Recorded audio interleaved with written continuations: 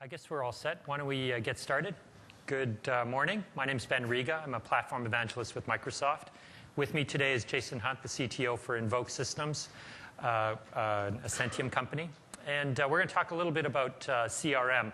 The actual session name was kind of long, so you can kind of narrow it down to basically what is my dynamic CRM.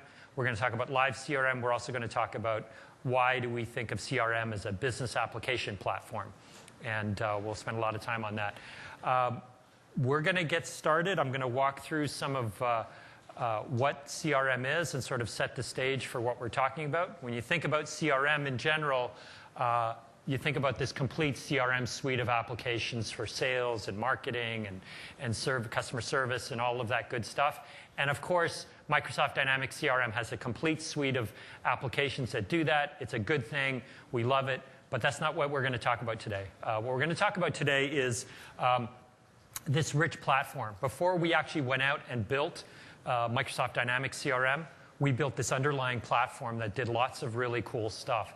And what we're going to talk about today is all of this cool stuff. And so if you think about the things that you need to build an application like CRM, you need the architecture, the stuff that you need to build the application. Then you need to be able to deploy that application and have all of the various options that you need as you deploy it. And then finally, you need management. So build it, deploy it, and then make sure it's running and that it actually does good stuff and that your end users get what they need. That's all good. And so we're going to talk about all this stuff today. I figured since this is the last session of the day, we could just keep going. We figure it's about 3 or 4 hours of content, if that's okay with you guys. Or we could cut. We're actually going to cut some of the stuff off the end, and I'd love to chat with you about the other stuff. We're going to spend most of the time today around architecture, and we'll talk a little bit about deployment in the service model and the whole live CRM stuff. So let's get started. When you think about this wide this line of business application that needs to be built on top of this platform, there's a lot of different people or scenarios or actors that need to interact with these types of applications. And really, you can bucket them into 3 general areas. And again, I'm talking about the platform itself, not so much the applications. The first is business analysts who need the ability to do some simple declarative modeling of the stuff that's going on in the business. And that's kind of a low-level, a super user, if you will. Then you have VARs, or custom development partners, that will help customers and partners install applications and build interesting new scenarios around the applications. And Jason's actually going to go through a couple of those that MIX07 has built. And then finally, there's the deep ISVs that are building applications that either embed CRM, integrate with CRM, or extend CRM in some new and interesting way. And so hopefully, one of these affects you, and we're going to talk about that. As you think about those 3 different types of end users of the platform, not end users of the application, there's a whole spectrum of customization that's required there.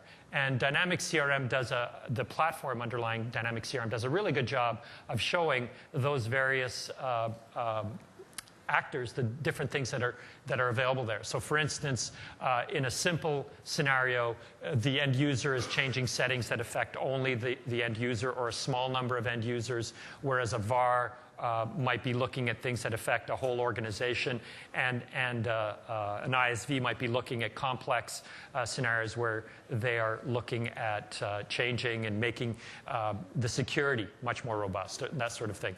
In terms of data, we'll talk about this later, but a simple scenario would be where you might be changing the attributes of a particular entity or object within the system.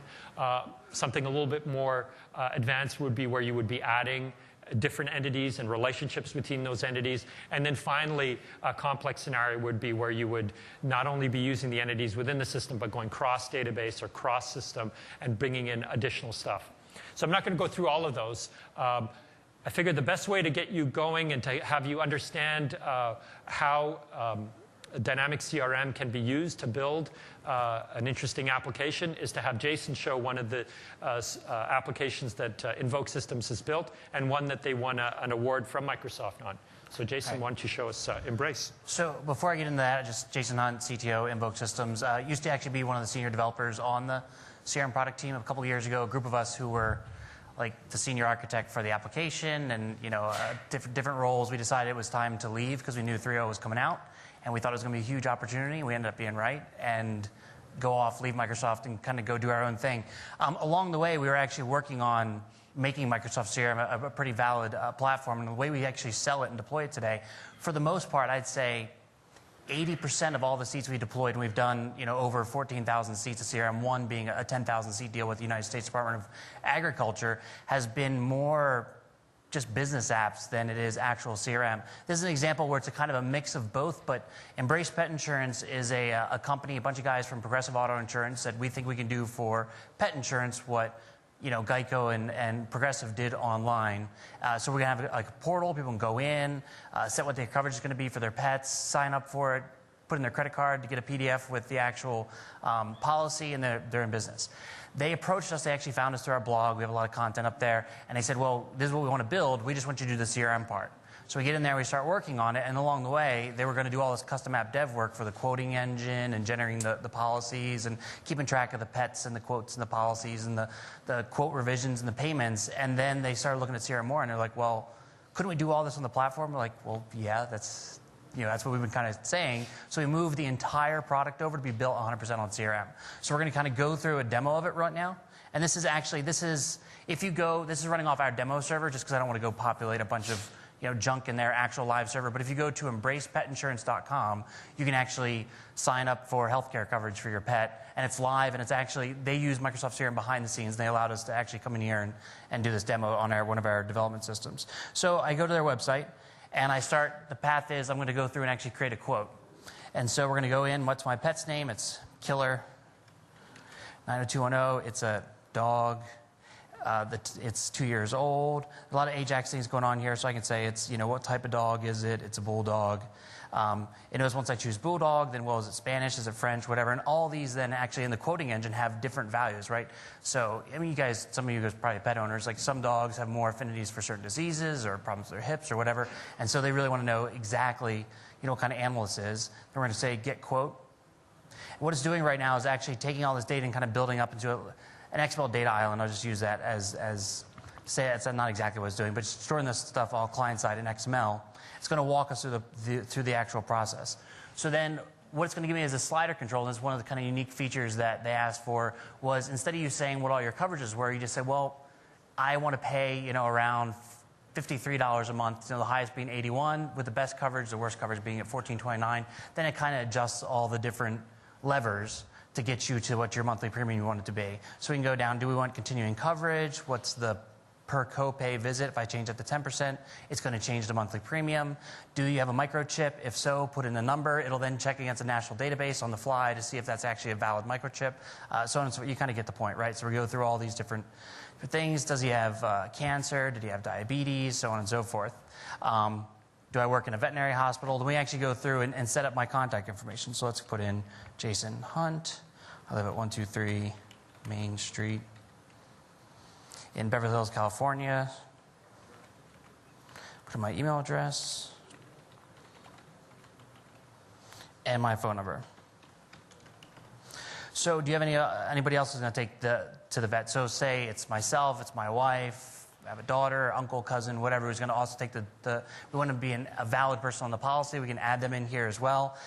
If I'm actually happy with this, I can actually go ahead and put in a credit card number and get this going immediately. If I want to talk to somebody on the phone, I can actually click talk to somebody on the phone. It'll put an activity inside CRM, drop it to a queue. They get notified to call me back, and then we can kind of discuss the policy. Or instead of actually finishing up, I actually say, you know what, save this and email me the quote. And then I'm going to shop around and call a couple people and see what the actual quote is going to be. So email was sent successfully. Let's go over to my inbox. There it is. Open this guy up. Unblock the content. And so this is a feature actually of Microsoft CRM. So Microsoft CRM actually has email templates that we can configure, pull in data slugs from different records, drop them in. And so it emails me this quote, Dear Jason, your quote is valid till this day. Here's your monthly payment. Your first payment's due at $152.34. Here's all the details about your particular quote. Right? So all this is kind of being automated by the CRM system. Go ahead. So just a quick question. The website part, that's not really out of the box. That is a great question. Can you repeat the question? The question was, the website part, is that out of the box? No. So Microsoft CRM doesn't have like an official portal piece to it. What they have is this web services layer, and we'll talk about that around when we discuss the architecture later. And what that allows us to do to essentially have our portal communicate with the CRM server, but we kind of have to then write the UI to be the way it wants to. I'll show you another example later on. Most companies want that anyway because they want to brand it themselves and have their own unique experience. So we can actually close out of email. Let's jump into Microsoft CRM. So now this is a user interface that the actual reps or the actual customer service reps or the insurance folks actually use through their browser. It also works through Outlook. And we can go in here and actually let's look for Jason. There's Jason Hunt. Let's open up my record. And so this is, when I went and filled out that quote, this is all the data that got pushed to the CRM system when I said save this and email it to me. So here's Jason Hunt's record. We're just going to maximize it. I can see all the activities that ever took place with Jason. Here's an email that was sent out. So it's going to store every communication we ever had with me. What are the policy quotes that we have? Here's a particular policy quote. What pets does Jason have? What policies does he have? What relationships does he have with other? We could even go in and actually track, like, who does Jason know? Maybe he had referred somebody or whatever. Let's go through and actually look at the pet itself. Here we can see that here's Killer's record. Right, he's male, age 2. Everything that's in red is a required field. This is actually an embedded SharePoint site that's plugged in down at the bottom, but it's not available over the internet. It's just for on our internal network right now. And again, I said there's a dev system. So we can actually go here, what's his pre-existing conditions, blah, blah, blah, blah, blah. What claims do we have against him? What coverage do we have against him? What additional quotes do we have against this guy?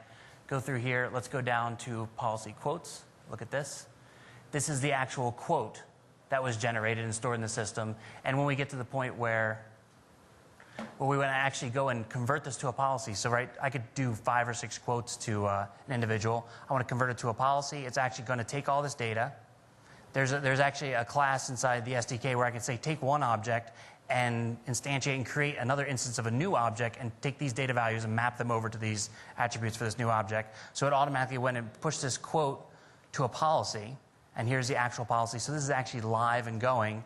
And from this policy, then, I can go and purchase a policy, put in credit card information. I can even actually go ahead and generate like the official policy document, which would be a PDF file, where, again, it's taking the data from CRM, merging it into an actual, like, this is going to be an actual contract.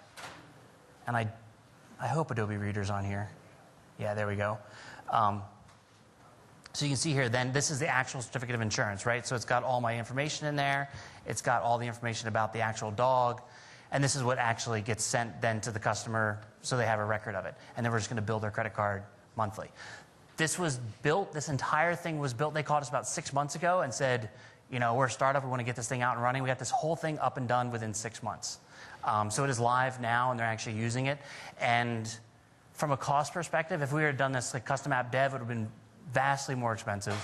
All these features, as far as the user experience and the user interface and the SDK, we would have had to design what's the object model look like, what's the UI look like, how we're going to integrate with this Outlook, how we're going to automatically do these mail merges and send these email templates back. There's 1,000 little things that need to go into building a product like this, and this got us there a lot faster. I can't officially talk about price tag, but we destroyed the competition when it came to them coming in and say, we're going to do this custom app dev. And we said, well, you have to buy 10 seats of CRM, and here's what it's going to cost to do it on CRM. And we were easily 50 to 75% cheaper than the custom app dev guys. So it's just a good example of the kinds of things you can do on the Microsoft CRM platform. And most of what you see from a UI perspective, except for the pop-up dialogues and everything else, is CRM out of the box. So the forms, the layout, everything. And then the portal was a bunch of custom app dev with the fancy Ajax controls. The one other thing I want to point at is the lead developer on this was a skeptic. When we left Microsoft and came over and said, all you guys doing this great custom app dev stuff, we're now going to do it on CRM. He's like, oh, great. So there goes all my creativity. There goes all my fun. I'm going to be like a configurator, just going in and tweaking things and, setting up custom screens. And, that's not going to be interesting at all. So now he's a total convert. He's like, I got to do this cool website, and I didn't have to muck around in rows for a week figuring out the perfect ERD and, fight about it with a bunch of other DBAs because they all obviously have their own styles and so on and so forth.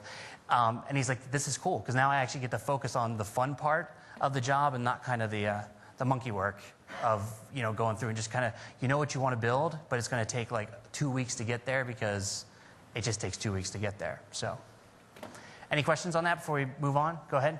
So the Outlook integrated part, that's true CRM, right? So that was a custom data, but are the fields and the data in the fields, like the drop downs, completely configurable? And Ben's going to do a demo of that. The question was, are the fields and the fields and the forms and in part of the database completely configurable? Ben's going to show you can actually drop in new custom objects, new custom attributes, set up relationships, all through a web-based UI. So I'll turn it back over to exactly. So Ben. There's not a lot of CRM systems. First of all, how many people didn't even realize there was such a thing as pet insurance? Yeah, exactly. So I actually went back and put a logo on there so that you know this is a real product. It's not a demo that was created for it. And when you think about it, CRM, there's not a lot of CRM systems that have the pet object in it. It just doesn't happen very often. And so this is something that was built from the ground up on top of this dynamic CRM platform. And so what I want to do is take you through some of the various pieces that I talked about earlier on that are part of the platform that allow you to build applications such as this one on top of CRM. So the first piece is the data, the question that the gentleman asked in the corner. So how do I create these entities and the relationships between the entities? And so the CRM platform, the first thing you need to do whenever you're building a system is actually building your data model or your schema. And CRM, dynamic CRM has an entire architecture where you have this ability to build your schema, either customize the schema that comes with CRM if you are building a CRM-based system, or completely extend it and add your own entities and your own relationships. So the idea of being able to create or rename entities, for instance, if you're doing CRM for a system where you don't talk to them as accounts, but you call them guests or customers or clients, that's something that you can easily do. You also have access to a very rich attribute system that maps fairly closely to the SQL Server attribute system, and we'll see some of that in a few minutes. And then building relationships between entities. So how do I build a relationship between my customer or my prospect entity and his pet, or other relationships or other people within his family that have access to that information? So all of that stuff is in there. There's a fairly comprehensive schema management system, which I'm going to walk you through in a few minutes, that allows you to do all of that thing. It's all role-based. Obviously, you don't want all of your end users to have access to the ability to change the metadata in the system. And so the underlying security within Dynamics allows you to control all of that. And then as you're building your system, you can actually publish those customizations on the fly without having to actually reset the system while your end users are doing it. So for instance, if you are changing the metadata for a particular entity, you can do that. You can change multiple entities. When you're done, you then publish all those customizations, and those become live. So the next time the end users hit that entity or hit that new form or hit that change form, that becomes easily done. And then that metadata, that schema, is actually portable from one system to another. So for instance, in live CRM, we fully expect that many ISVs will actually be setting up live CRM templates so that customers or small businesses that come to live CRM because they don't want to have their own infrastructure will want templates for their type of business, whether that's an insurance business or a real estate business or a restaurant business. No matter what they're doing, you will be able to actually customize and apply those templates so that it doesn't actually look like a CRM system. It looks like whatever it is you're building system. The other thing that's related to the data is once you have the data, you have to actually be able to present that to the end user. You saw a little bit of that in Jason's demo, where you saw the underlying CRM system. So there is the ability to actually take the data model that you've built and then build forms around that, or extend and change the forms that are already in the system. There is also the ability to script those forms, either on the client side or on the server side. We'll talk a little bit more about server side later on. But on the client side, using JavaScript, you have full access to all of the various form properties and various events that are required for you to be able to do that. So on-load events or on-change events for edit controls and so on. And then finally, navigation, so that you can change the look and feel of the application. I'll show you that in a few minutes. You can actually change the application so it doesn't look like CRM at all. And so I think the next step would be to actually have a look at that. So in order to do that, we're going to switch to the other machine. So if the folks in the back could do that for me. Can the tech in the back change to the other machine? He's doing it. Here we go. Here we go. Okay, so here I am just going to launch my browser. Now, I'm going to use Live CRM. Live CRM is a system that's not actually available yet. It's coming later on this year. It is the next release of CRM. We haven't really said a lot publicly, so there's some questions I may not be able to answer. We did show it publicly for the first time about a month ago at our Convergence conference. And one of the things that's important when you're going to the web, where you're basing this in this case, a Microsoft data center, or possibly in a partner-hosted data center, you need the ability to go multi-tenant, so you can host multiple organizations on the same instance of CRM. And so here what we're seeing is the login page. And so I'm already signed into Live ID, and so it knows who I am. It knows that I have access to 2 different organizations, so it's giving me access to those. And I'm going to select one and then go in there. And you'll see that when we get in here, this is CRM. It's standard CRM. I'm not going to spend a lot of time going through it, but there's a sales module, a marketing module, services module, and so on. And as I click through it, I can see I'm not going to spend a lot of time. Well, let me go to accounts here. So if I open my accounts table, I can open an account a form, and so on. You saw some of that from Jason's demo. This is standard CRM. Now, if I wanted to change that, there is the capability. The customization allows me to actually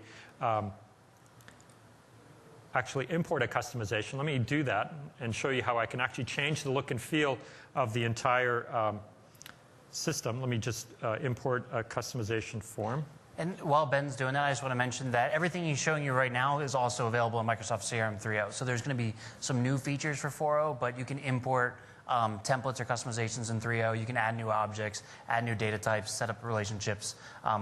It's just cool to be able to show it, definitely host it on the web. Right. So I imported that customization. That is now available. If I hit refresh, you'll see that the entire form will refresh. And now, rather than looking at sales and marketing and service, I'm now looking at customers, events, and projects. And so I have this little event manager template that I've applied to my CRM system. So how did I do that? As you saw, I went into the settings system and went into customization. And I did the import customization because I had one that was prepackaged and that I could apply. But if I go in, I can actually customize entities. And so here we're seeing all of the various entities that are in the system. Some of them are listed as customizable. Those are the ones that come standard with CRM. And if I just sort on that column, you'll see that there are a bunch of custom entities. These are the ones that I've actually applied to this system. And so if I go and look at one, let's open up the project entity, for instance. Or I could create a new one. It would be pretty much the same. To create a new one, basically I give it a name, I give it a plural name, and tell it where I want it to show up and whether I want it to be seen just on the web or downloaded for offline use in Outlook. I can do that fairly easily. I can also look at the attributes for this.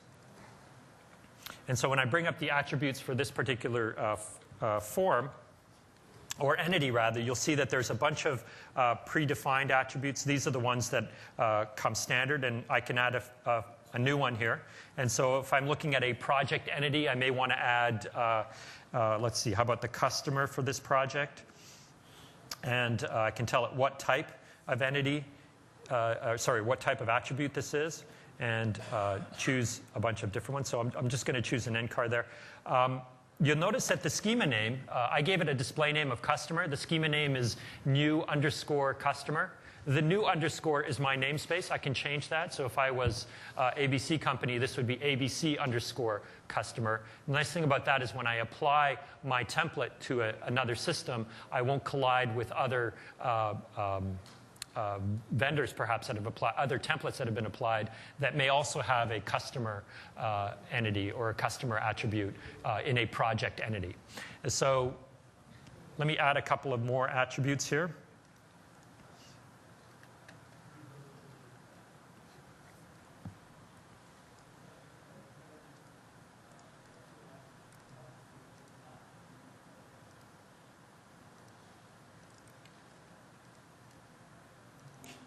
So let me add location, or let me just say description of the project and make that end text. And let's just save and close. So I've actually changed the attributes. I won't do this, but trust me, when I go and look at this now, it hasn't actually applied those customizations to the public, the working production system yet, because I haven't actually published my customizations yet. I can also look at the relationships of project. For instance, project, in this case, it might be as a project or event manager, I may be tracking different events related to this particular project. And so you'll see that there's another custom entity called event, which has a referential relationship with the project table, or entity rather. And so here, I can change the various types of relationships or behaviors for that particular relationship. And by doing that, you'll see that when I bring up the project entity, it will already have those interrelationships and allow me to click back and forth and do data entry or querying on the various relationships as required. And then finally, we talked about forms and looking at how you might want to present this information to the end user. I'm going to open the standard form. This is the standard form that was pre-built for the project entity. And so here I have things that are defined by definition. I have a name and owner for a particular form. I can add some fields there. Let me just add, which one that I just added there? What was it? Customer, I think. And I can do that and then change the properties on that customer field so that I can do things like change which tab or which section. I can obviously add sections and so on. I can change the particular formatting. For instance, if I want the customer field to go all the way across that particular form, the entity. And then here's the on-change entity if I wanted to do that JavaScript treating of that entity on the fly on the client side. I could do that. I can, what was the other field I added? I think was description. Let me add that, and that's obviously got that. The other thing that you might want to do is you might want to actually add an iframe. So if I had my particular form that's pulling information from my CRM system, but I may have other information that's coming from other systems, and I may want to integrate those. Let's add a tab here, and I'll call it a map tab. I'm going to add a section that's called map, and add an iframe in there. And so here's my obligatory, I think it's a required thing when you're doing a web conference to have a map inserted into your form. So I'm going to do that. That's my demo too.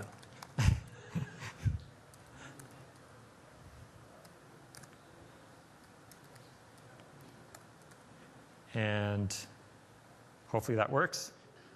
Turn off it does all sorts of things, so checking for cross-frame scripting and so on. I'm going to turn that off just in this case. And so I've got my form. It's got various, one thing that I may want to do is change the property on that so that it takes, there we go, takes full advantage of all the space on that particular section. Let me save and close that. And go ahead and... Well, while Ben's doing that, one thing about the iframes as well is think of that as a way to put in your own proprietary kind of user controls. So let's say, for instance, you create a new object that had some sort of schedule, and it was only, and you want to say what hours of the day during the week were available. You can kind of store that in maybe a text field with ones and zeros for every hour in the week, and you could, instead of having 100 fields with checkboxes, you could do kind of like a calendar control. You can go check, check, check, or radio buttons or whatever. When you load the form, it loads that interface in the iframe. When you click save, it goes to the iframe, writes up, kind of the bit mask for what fields are available, sticks that into a hidden frame, and then sends it back to the data store via when you click the save button on the form. So it's another way to kind of build your own custom UI elements inside, not just calling out the other separate web pages. So. Right. You can do all sorts of things and pull information back and forth. So I've published my customizations, so those are now public and available. So next time someone opens up a project, in this case, there's some existing data. I'm going to open this one up, and you'll see that I now have my new, even though I had existing data, I have new attributes that have been added, and so I can add my customer data and so on there. And then if I flip over to the map table, I should see my map being pulled in, or maybe not. Yeah, here we go. And so here we are. So that's pretty much all I wanted to show you. I wanted to give you an overview of some of the things that you can do with CRM, and by doing some of these things, obviously you can build that out to build systems such as the Embrace pet insurance one. Let's switch back to the PowerPoint. There we go. Some of the things that are important there, we've entered new entities, we have new forms and views that we can build, and then the next piece that's important is the security model. So this is, again, another thing that you spend a lot of time as you're building these line of business applications, defining your security model, having to build infrastructure or framework around that, and then having to deploy that. CRM gives you that. It's kind of a bonus. You automatically get that. You have this custom user roles that you can apply. There's a full structured organization with teams and all of that stuff as required. And then it gives you record level security on any of the records as you're building those entities. All sort of a bonus. I should mention that the security varies depending on how you deploy the system. We'll talk about this later, but if you're deploying on-premise, obviously you would take advantage of Active Directory and use that as your authentication model. If you're doing partner-hosted, you would use forum authentication. And if I was deploying to the MSN data center, as we're doing, we're using Live ID, which is what I was doing there a few minutes ago. So we talked about some of the high-level stuff, the data model, forms, and so on. What happens when you want to go beyond that? And Jason's going to talk a little bit about some of the more underlying stuff around workflow and callouts. Right, so the architecture, we're going to talk, we're spending about like 5 minutes on this slide and talk about the architecture of the product. At the very lowest level, it's a web app, right? SQL Server for the data, it's IIS, ASP.NET, C#, it's all managed code for the most part. But people sometimes get to, well, what do I got to deploy, and does it require this and that? It's like it's a website at the end of the day. But what makes it special is the way it's been architected and how you can extend it. So at the bottom most layer, there's two databases. One is where the actual data is stored. The other one is a metadata database that describes then what all those tables in the data store actually contain, how they relate to each other, I mean, it goes to the point where which fields are valid for create, which fields are valid for update, which fields are valid to be on the form, to be in a grid, to be here, there, whatever else. The platform itself doesn't know what the actual data, I mean, you guys know metadata-driven apps are built, right? Platform doesn't know what's actually in the data store without querying the metadata to know that accounts now have things called projects, and projects, if you delete an account, you should cascade that delete and delete the projects. For us to build an infinitely flexible platform, we have to build, or an infinitely flexible data model, we have to build an infinitely flexible platform that kind of, figure out what's going on as we add these new custom objects and relationships. So going up the stack of data access platform, data access components, that's essentially just reads in the metadata cache, figures out how to get data in and out of the system. And then the business entity components are the lowest level. There's a thing called an entity. And then descending from that are accounts and contacts and leads and opportunities. And as you create new custom objects, it creates these virtual entities as well. Security model on the side, like Ben was saying, for hosted, it's going to be essentially a Windows Live ID. For on-premise, it's tied directly in Active Directory. So every user of Microsoft Sphere must be a user in AD, and then it knows what roles and privileges you have. And then it's set up pretty much like the file and folder structures in Windows. So it has basic, local, global, and deep privileges, and then you can set them to cascade. So think of roles kind of like as folders and objects then as like the files in those folders, and you can set up how you want people to cascade through like their business units and where they sit within the organization. So it's actually a pretty robust security model. Workflow then hangs off to the side. That for the current versions is proprietary to CRM 3.0. We talked about this yesterday, we can say. For the next version, it's going to Windows Workflow Foundation, which is pretty exciting. It's also pretty flexible. If you get to the point where you say, well, Workflow doesn't have in it some rules that I need. Maybe I'm adding a new customer for a bank and I want to check their credit score against some web service. You can actually write custom assemblies, tie them to Workflow, and say, well, when you get to this stage, call in this assembly, make a web service call, get back a result, and then depending on that result, action against it, right? So if it's above 800, have somebody call, or if it is 800, have somebody call that guy immediately. If it's below 600, send them to lowermybills.com or something. If we keep going up the stack, then in the middle layer is web services. Data in and out of the system, web services for the most part is what you're going to use. If you just want to pull data out, there's also these filtered SQL views that sit over the side, and what they are views that sit on the object model that have this monstrous where clause appended at the bottom that figures out who you are, what roles you have, what business units you're in, or what business unit you're in, and what privileges you have, and then only gives back the data that you have access to. Essentially, think of it as it's essentially doing row-level security in SQL for us. And that's what we use to do reporting or anytime we want to connect directly to CRM via some sort of ODBC connection or ADO.NET connection. Every other time, you're going to use web services, getting data in, getting data out, integrating with other systems. And the way we're going to integrate a lot of times, we're going to use some of these call-outs. You can see the gears kind of in the middle. There's pre and post events. That's pre is before it gets persisted to the data store. Post is after it made it in. And they're all transactional as well. So you can actually roll back. You know, if in your post call out, you want to make a web service call to another system or transfer data somewhere else, and then you get a failed response, you can then roll back that entire transaction. So when we think of like the pre-calls, we mostly a lot of times use for validation, right? So you try to create something, you want to do some really complex validation that you actually don't want to put in JavaScript on the form, because you could do it in the form via JavaScript with an on before save event and say execute the script. But if you want to make sure that it always happens, whether it's coming through the UI or it's coming through an actual web service call, then put it in a pre-call out, validate it, and if it's not valid, then fail it. Post callouts then are classically for dumping a message to maybe MSMQ, maybe you're getting data from another system, you're pushing it. It's mostly for integration, right? Think of it as this is how I notify somebody else that something's changed on CRM, and either we push the data or that system now comes back and pulls out what it needs to. That's a huge feature for Microsoft CRM as being an on-premise solution. If you look at some of the other CRM solutions that are hosted only, they don't have an eventing model. If you're trying to do big complex integrations, you have to poll, right? It's like the kid in the back seat. Are we there yet? Are we there yet? I mean, has the data changed? Has the data changed? And a lot of them talk about how, a lot of them, you know what I'm talking about.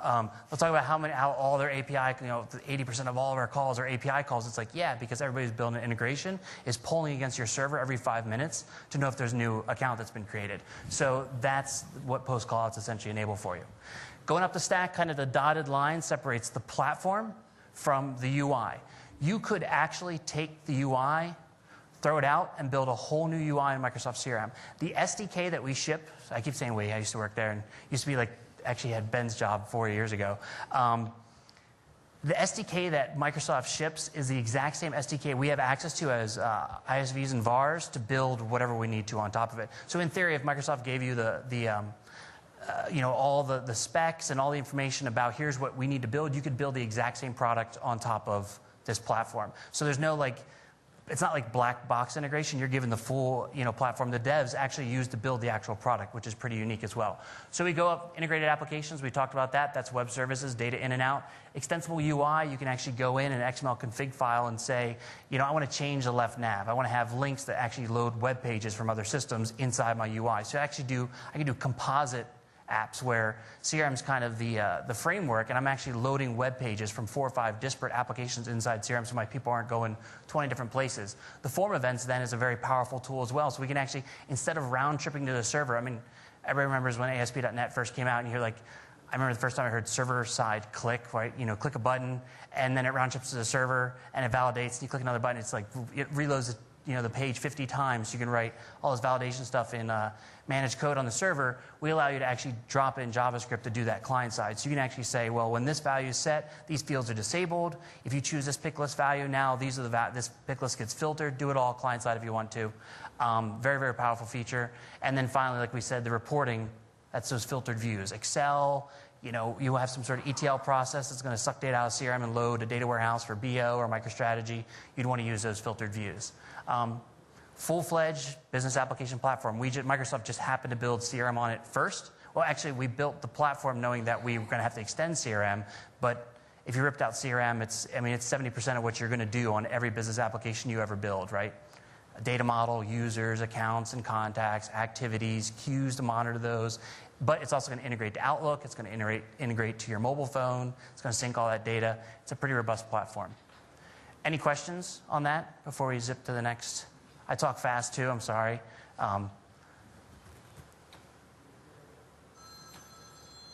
Is this me or you? Oh, okay, this is me. So we talked about the accessible designer. This is for the actual workflow itself. So you can actually go into workflows. Right now it's kind of a pseudocode. Like if this happens, then validate this field, then do this action, or if else, then whatever. You can actually have it, so you can fire it on creates, on assigns, on status changes. It's going to support a whole lot more events in the next version.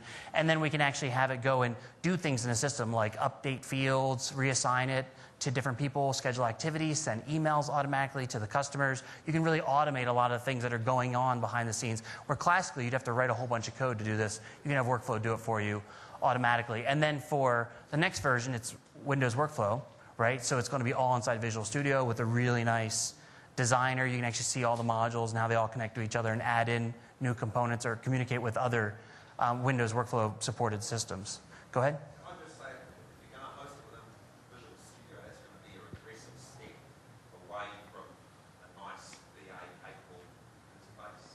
The question was, if you can't do it in Visual Studio, then it's...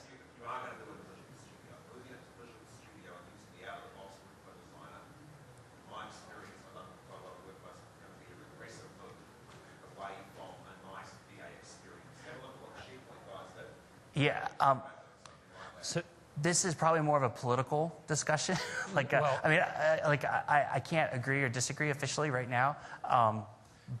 So we're not getting rid of the easily accessible designer for business analysts. It's not totally so the really complex stuff. If a business analyst wants to go in and just say, well, when this happens, send an email. There's going to be even easier to use web-based interface. If a business analyst kind of sets it up and you want to drop in some really specific and route it all over the place functionality, then the dev opens up and it's kind of two layers of the workflow engine.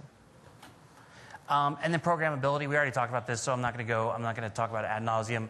Pre-callouts, post-callouts, one happens before it gets to the data store, one happens afterwards, all wrapped in transactions. It actually gives you, here's the data that, when you talk about posts, or if it was an update, here's what it looked like before, here's what you're sending in, so you can actually do, if you want to build auditing, right? Or you want to do some sort of change control, you want to keep track, send notifications when somebody's social security number got modified or something like that. You can do that with the pre and post callouts. Let's talk a little bit about the actual then SDK. It's straightforward stuff. You open up Visual Studio or whatever you want to use, Eclipse, not Visual Studio obviously, but it's web services, right? So it'll work in anything. Get the URL, connect to the ASMX file, and say, bam, here's the CRM service I want to connect to, pull it in as a web reference, and then you instantiate the CRM service. You say, I want to create a new thing called an account. Account's name is Greg's Spice Store. The address, postal code is 90052. The city's Redmond. And then you call the create method, pass in the account object, and it returns back the GUID, or the ID of that object that just got created. Pretty simple stuff. I mean, obviously, there's it's a service-oriented architecture, so essentially you create the objects and say, here's what I want you to do with them. And there's a whole bunch of specialized methods or specialized messages that you call via this execute method that say, like, if I want to qualify a lead, like convert a lead to an account, contact, an opportunity, there's a special method, special message for that, and so on and so forth. But for the most part, this is how you operate with the objects inside the CRM system. Pulling data out, same thing, right? Get the GUID of the record you want. Set up the columns. That's essentially like think of it as a query. So it's what properties I want to return. So I'm not returning back every single property for the object every single time. When you get it back, then it's going to put it into a contact object, and then you're just like contact.firstname, and that's going to give you the value. This is strongly typed properties. There's also something we call dynamic entity, which is everything's kind of a property bag, and that's designed for people who are writing code against a CRM deployment that they fundamentally don't know what's going to be in there. So if you're deploying CRM for your company and you're writing a whole bunch of custom web screens, you're building maybe an integration to your corporate website so leads can go right from your website directly into CRM, you can go with the strongly typed property approach, just connect to the web service, and because you know what's going to be in there, you know if it's going to change, and so on and so forth.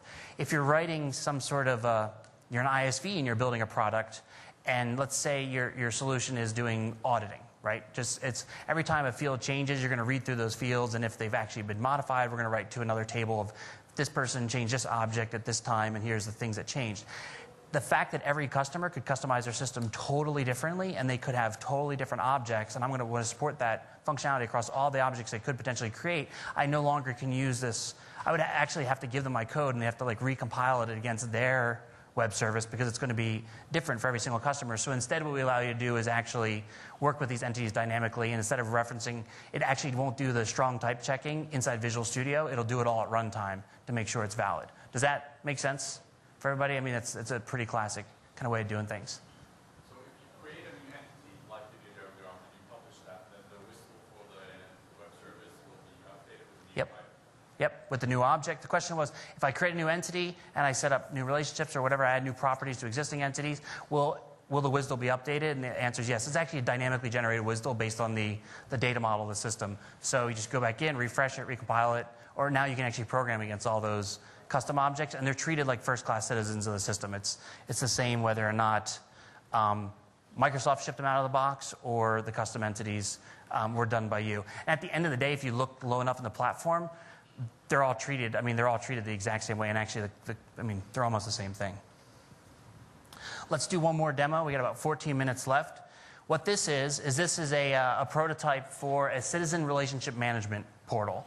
And so we actually, we're kicking off a project for Kitsap County, which is out in, anybody from the Seattle area, it's out near Port Orchard around you have to take a ferry from Seattle, but we're also talking to a whole bunch of other cities who have this problems with citizens wherein people call in with issues, and actually as call in, they send emails, but as the web's become more and more prevalent, people, they don't want to have to call in or report an issue between 9 and 5 when the phone's remanned. And they send emails, they don't get a response, it's whatever. So they want to be able to do this stuff on the web, but they also want more accurate reporting tools so they know when somebody says, something happened here, they know exactly what here means, and instead of it's like, oh, it's at the corner of 9th and 251st Street. It's like, well, north corner, south corner, east corner. What if they got the address wrong? Or they say there's a pothole by the Dairy Queen, which is, most of us navigate in America by fast food. You go down to McDonald's, make it right at Wendy's, and so on and so forth. So that makes it kind of difficult. So what we're going to do is deploy a portal then where citizens can go in, create a login, or at times put in things anonymously, like about the guy down the street with his Chevy up on the blocks, and you want that towed, but you don't want to be the guy to actually put it in the system. So we'll allow anonymous registration as well. And so if you want to come into the portal and create a new account, you just come on here, don't have an account yet, put in a username, put in a password. We got a captcha image down there to make sure it's not somebody blasting through and creating 100 custom accounts. We already have one actually created, so we're going to go in as Mark Barrett.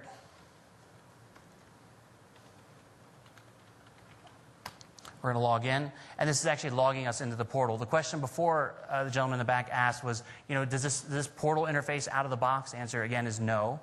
We built this custom and reselling this as an actual product and made it to look a lot like live.local.com, but it is behind the scenes making web service calls to Microsoft CRM, so we had to design the entire user interface. But this is the portal then. I can see these are the service requests I logged before, right? So there's a graffiti on a bus stop near Crossroads. There was speeding over by a school in Bellevue. My dad's coming in, we're going to play golf. What's the special rates for senior citizens? And I can actually then hover on things that are location-based. So you can actually see some of these items actually show up on a map because they're about a particular bus stop at a particular location. We can see this is stuff I've registered before. The scenario here then is I'm doing some work on my house. I'm going to update the siding, right? And I want to know, do I need a permit for that? And I'm going to go actually get the siding and do some work on the house. So I can go in here and see what's going on in the community.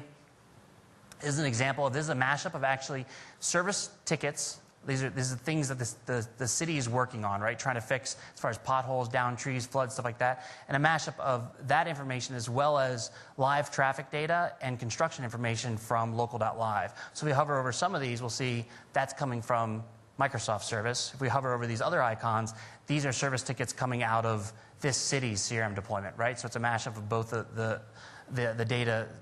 data points from the two disparate systems. So I can go through and actually see what's been reported here, zoom in, bird's eye imagery. We're not doing a virtual Earth demonstration, so I think you guys kind of all have seen that stuff before. So knowledge base, right? Microsoft CRM has a knowledge base. Before I actually go and log a new issue, or I have a question, I can now go and do self-service. So what do I need? What permit do I need for siding? It's going to do a search, improvements and repairs that require a permit. And this is actually a knowledge-based article, almost formatted exactly how Microsoft CRM stores them in the system. That's going to be showed up as a knowledge-based article inside the portal. Here we can see siding doesn't have a permit. That's great. This totally answered my question. Thank you very much. Click submit. That's Ajax call back to update. The fact that this article was pertinent for that particular search term is a really important feature, especially for governments, because they'll say waste removal and we'll all say trash pickup. So if I search for trash pickup, I can't find an article. I'm like, I can't find it. And they're like, oh, it's there. It's, well, because their vernacular is different than ours. So they can actually go in and look at the search results and why people aren't, why are people calling in about trash pickup over and over and over? We have a knowledge-based article. They say, well, we have the wrong keywords in there, so let's go fix that. So they can constantly be monitoring what people are doing and updating their system. So I realized I don't need siding, so awesome. I go to Home Depot. On the drive to Home Depot, lots, just after the winter, stuff like that, I'm zipping down 405. I get off at 8th Street, go to Home Depot. And this is how a lot of people are hopefully going to use this kind of system. Get off at 8th, come down here, make a right on.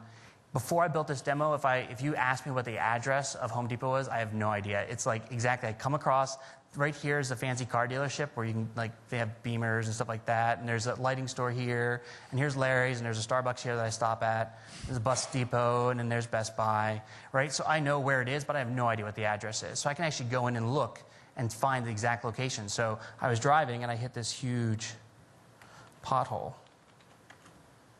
So what's the problem? I want to actually log a service request. I'd like this to be fixed. So Ajax call there. It says, well, what are the subjects that are valid for this type of request type? Well, it's a pothole. Please fix this. And also, I want to know via email when it's going to be fixed, and when it finally is fixed, that it actually did something. And this is important, again, for like, how many times does your government call you back and say, thanks for reporting an issue? It's like, oh, thanks, we'll get to it. And you're like, did they ever catch that guy? I saw taking that woman's purse. I don't know. I called 911, but I don't get any feedback. And so it actually, they find the more they kind of include people on what ultimately happens, the better people contribute. So we can actually go in here and say, I made a right-hand turn in there, and right there was the pothole. It's going to do, pixel. There's a pixel to coordinate method for virtual Earth. It then sends those lat longs up to the MapPoint web service, gets the most accurate address, then fills that in here. So the citizen can now see the address, but we're actually going to store the lat longs as well. Click Save. It's also now going to send me an email saying, thank you very much, and I can actually see here's that pothole, right? Let's log into CRM now as the service rep. So I got this new case that was created by Mark Barrett over the website. All the stuff's filled in automatically, title. Here's the citizen, here's the subject potholes. It's a service request, came in via the web. We want to track all the different modes of communication. It's assigned to me right now. Send notifications, yes, which means it automatically sent a notification. If we look at history, we'll see the emails that actually got sent out. All right, there's an email that actually went to Mark saying, hey, thanks for logging this case. Go back to information. We click on the service tab. We can actually now see inside a map all the other service tickets we actually have going on in that same area. So we look at an aerial view. I can hover over them and see, well, we already have an active service ticket that we've sent off to the Maximo system, which what the transportation department uses to schedule people going out to do potholes and stuff like that. We don't want to log another service ticket. What we want to actually do is just group this underneath that existing ticket and tell the citizen that we're already on it. We're good to go. So instead of creating a new one, I can just say assign this case to the service ticket. Talk about those client-side events. So we can actually interact with the form like via the DOM, just like you would any website. And so we stuffed in the service ticket information there. Click Save. And now we've created a link between, gotta love it. I've done this 1,000 times, prepping for this demo, and then the final time. Let's create a new service ticket.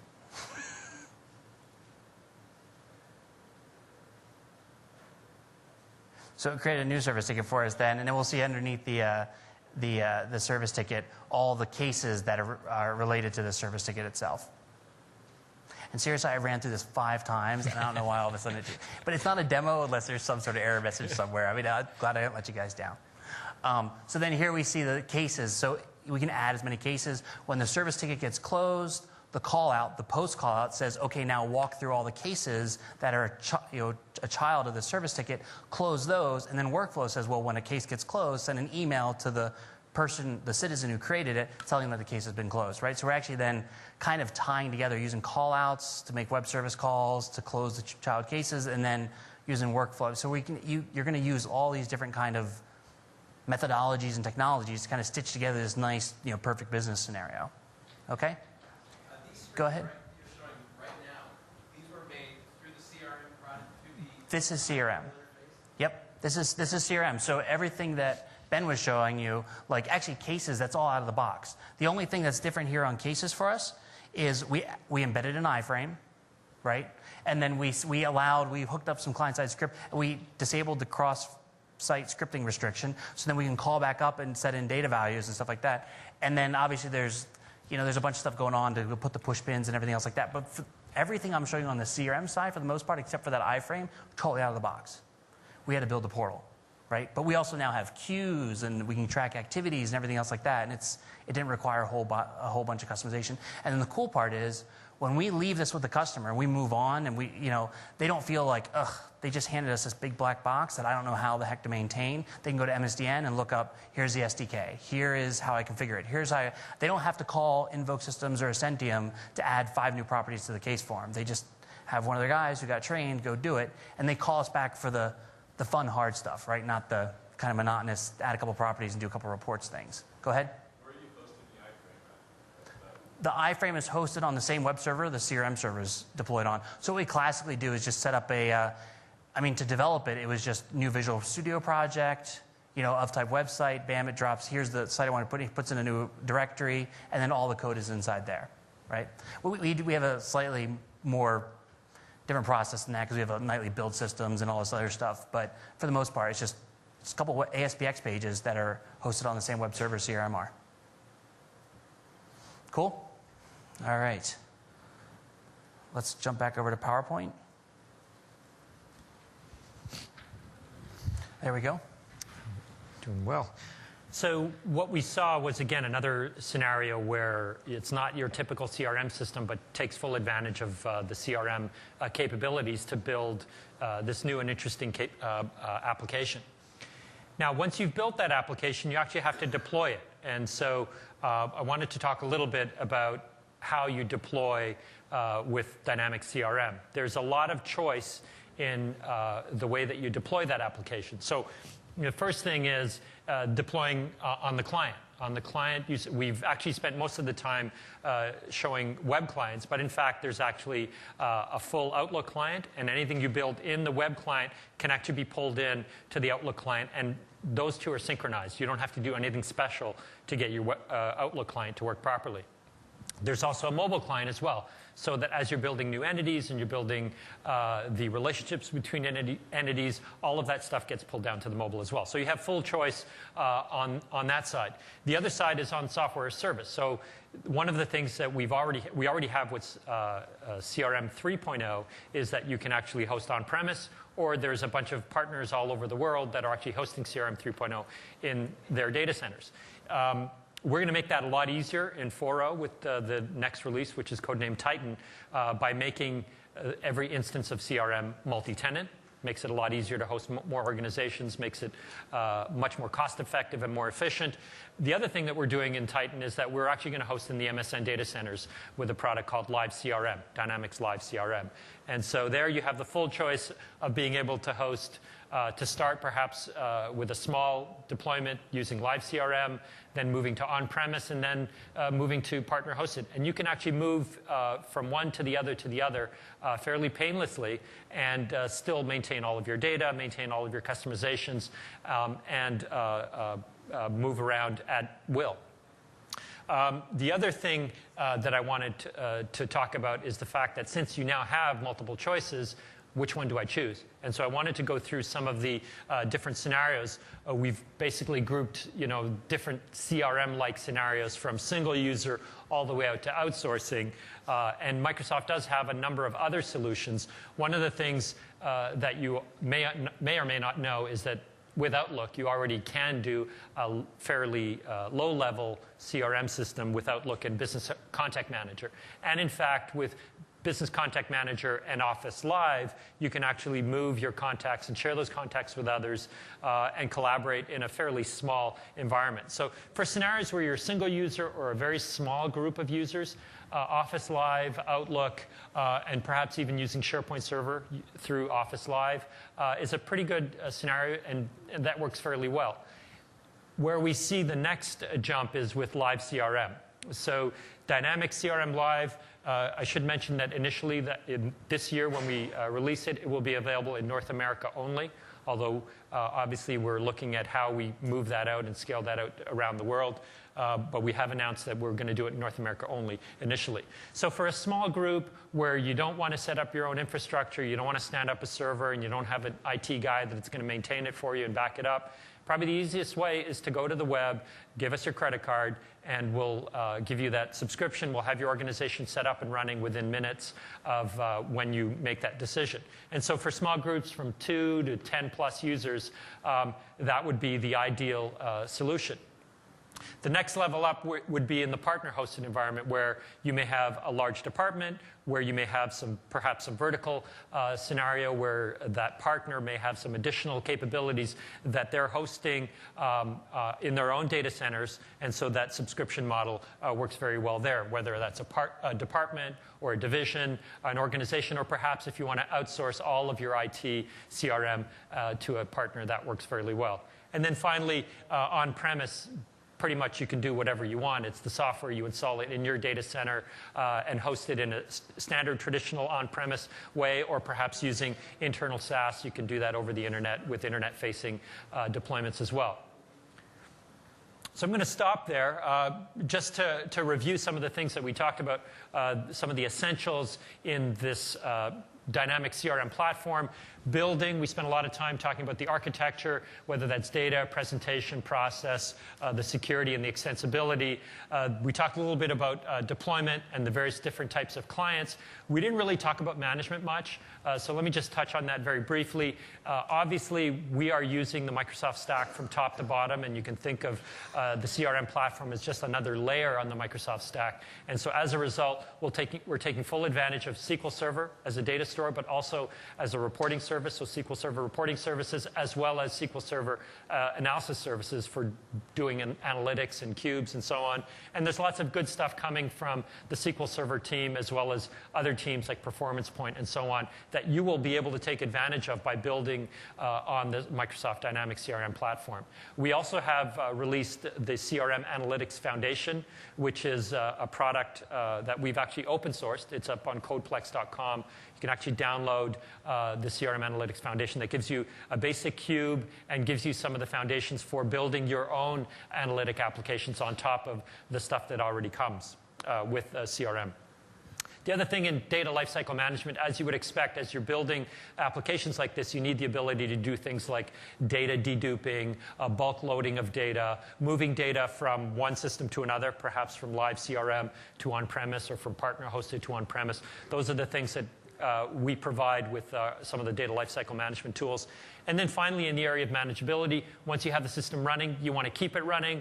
Microsoft has a whole set of tools available to help you do that, primarily in the area with a product called System Center. And there is a product, System Center Essentials for CRM, that is available, or coming very soon, actually, that you'll be able to use. And in fact, the ISVs can then develop to and make sure that their applications and their customizations can also be monitored and managed, so that as you're building these mission-critical or company-critical applications, that they're actually running at all times.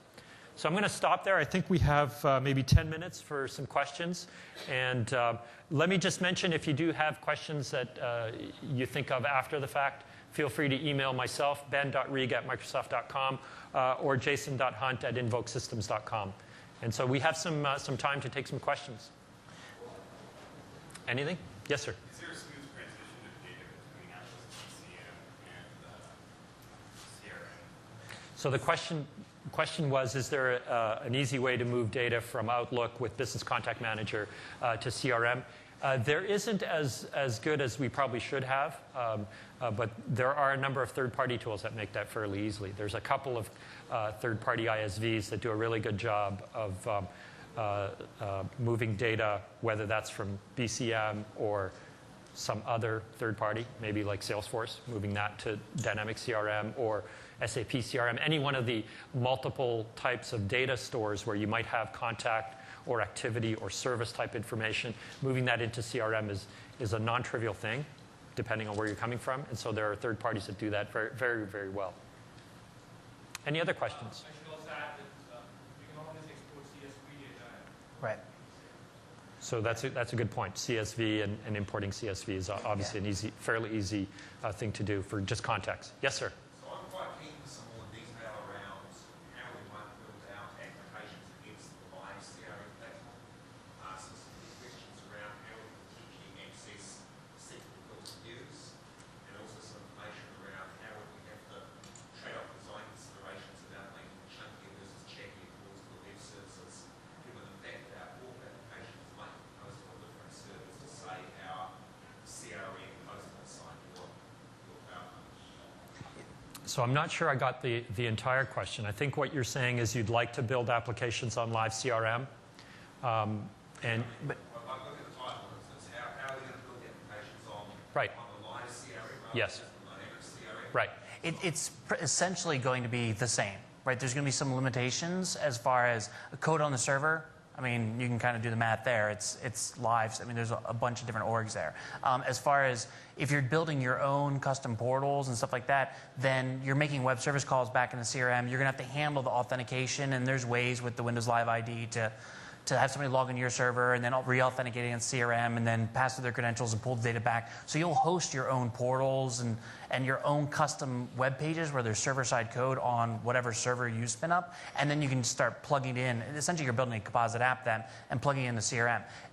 You'll get custom objects, custom properties, client-side events, workflow, most of the things from the UI configuration experience, those will all be in CRM hosted on the Microsoft side. But anytime you're cracking up a Visual Studio, more than likely you're putting that on your own server and then doing a composite app. Yeah, so Can I I answer your didn't question? mention this, but one of the things that is in fact true is that we'll be using the exact same set of bits. The set of bits that we release is CRM Titan on-premise, that we release to partners for partner hosted, that we actually use in the MSN data centers for live CRM. That's the exact same set of bits. The APIs, the web service APIs and calls are identical. So whatever you do to build for Dynamics CRM on-premise would also work for live CRM.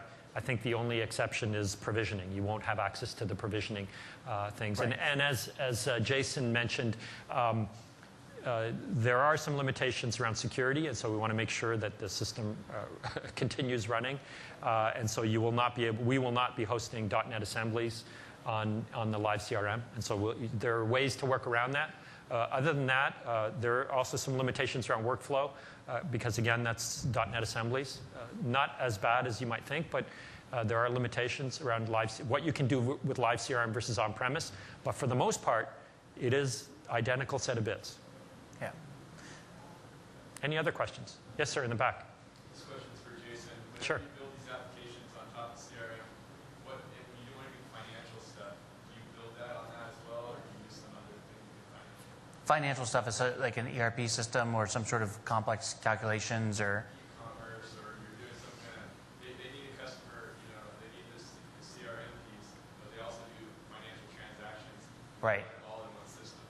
So we had this same conversation the other day with a potential customer, and it was like, there's two camps, like we should do it all on CRM, the other camp's like we should all do it on Common Server, and the final was the baskets and the product lists and everything else like that will be done in Commerce Server, but then the customer relationship features, and as far as like emailing them order information, stuff like that will be done then in CRM. So we're going to kind of merge the two together.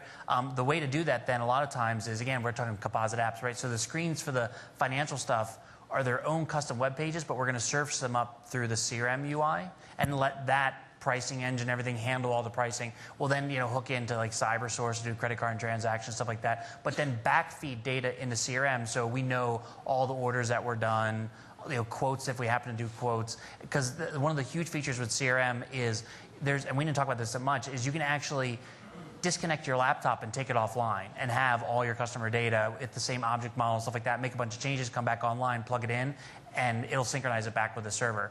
And that's a feature that a lot of salespeople want. And currently, if we leave the data in a separate system, they don't get access to all their order history for their customers when they're in an airport. They have to wait to get back on the network or something like that. So we a lot of times end up mirroring some data, but only as far as they need to have it actually, sometimes disconnect from the network. So it's a lot of times it's just a hybrid application, but the user doesn't know. The user thinks it's all inside CRM, and it saves time and money, and it eliminates a lot of integration costs too of trying to get data all over the place. Do you have a question in the back? Yep. Yeah, go ahead. So, is there a URL or a resource you can point us to list some success stories or big name clients that have already deployed Microsoft Dynamics CRM? So are you looking for partners that have built on CRM or customers? One of the checkboxes, at least, in my organization, management wants to see, proof of concept, where's the success story. So, technical perspective, it's viable, but they want to see. Just go to Microsoft.com/CRM, and there's going to be case studies. And you're a partner, right? You can go in there and look. Go to Partner Source and look for CRM, and there's tons of case studies. There's Microsoft.public.crm. There's a couple news groups. News groups, obviously, nobody writes in the news groups about the good stuff. So, read that with a healthy dose of all the good, positive case studies. But and then there's an entire SDK inside MSDN. So if you look across those 3 different locations, you'll get a whole bunch of information. And there's well over 250,000 users today, and over 2,500 active live customers, and those customers range from. So that's 10,000 customers and 400,000 seats that have been deployed to date. Wow, that's about as of about 6 months ago. Yeah, and that's new numbers because, okay, this is the Microsoft, because we're not allowed to say those numbers yet, so now I'll change it. But and some of them are really diverse customers, and some pretty big name companies. Like I said, we're deploying right now 10,000 seats for the United States Department of Agriculture, and then our customers range from Fool.com to the guys who will send you to the moon for $100 million, Space Adventures. They use Microsoft CRM. Other big ones at Microsoft, so lots of sports teams use it. There are so many. Yeah, there's a lot that also haven't been lots of announced great case studies out there. Just jump on the web and you'll find them. Any other questions? Yes, sir. So this question is Jason. You said it took 6 months for you to do the pet insurance project.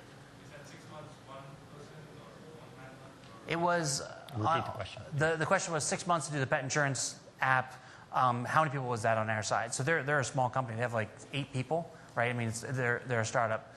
We then had a full-time PM managing it, but she was also managing multiple other projects, and I think 2 developers. It was 2 or 3 developers. One mostly on the back-end CRM side, and the other 2 mostly doing the website stuff. So the website, building the UI, because we have to then deploy a community server, and there's a whole discussions and blog portion to it, stuff like that. The whole front-end website took the most amount of time. So I'd say that portal, with the slider controls and all the DHTML and all we didn't show all the hover effects and all this other stuff, was 60% of the entire job. So I'd say about 3 full-time bodies for about 6 months. But it's a small company, so it started and stopped. And it was okay, let's go through a test phase. And they went through a UAT phase where they had it for a month playing it by themselves. We weren't really working on it. And then get do the next phase, stuff like that. So if we condensed it into people nonstop going, it was 3 to 4 months really. So, but it just doesn't take. You just see some of the demos people can crank together in a week or 2. You can build some pretty amazing things on it. And everybody always asks, and I used to sit in these sessions and be able to get why is a partner up there? Tell me all this stuff. It's a huge, big, giant pool, and the water's really good, and there's plenty of space for a lot of people. This is the future of application development, right? So business apps, it's very soon going to be, kind of not the standard of what's your development methodology? What are your tools? Well, our tools are Visual Studio, SQL Server, and Windows Server 2003. It's okay, I'm going to pay you to do all this stuff that you've probably had 100 customers pay you to do already. Like, I want to skip that, and I want you to focus on my business process, and I want it deployed in 6 months, right? So this is the kind of stuff you're going to have to start with, and probably in the next 4 or 5 years, there'll be 1 million people building on top of this platform. So the sooner you kind of get into it now, the better. And we're confident in saying that as a partner, knowing that potentially there's competitors in the room that there's going to be 1 million developers, there's going to be like millions of customers out there looking for this kind of stuff too. So like I said, it's a huge opportunity. It's a really good tool to go look at. Man, I could not have said it better. Thanks, Jason. I'll give you that 20 later. One more question maybe, then we're going to have to close it down. Yeah. No, I think it was you. Is there a trial version of CRM? Yes. Yes. There's actually a trial version you can download, install on your own. There's also a VPC, so if you don't want to go through and stand up a server and do all of that stuff, you can actually download the VPC that's fully functional, and you can use that. Yeah, absolutely. And if you can't find that, please feel free to ping me. I'll point you to directly to the URL. Okay, we're going to stop there. Thank you very much for attending. If you do have any questions, please don't hesitate to email us, and enjoy the rest of the show. Thank you.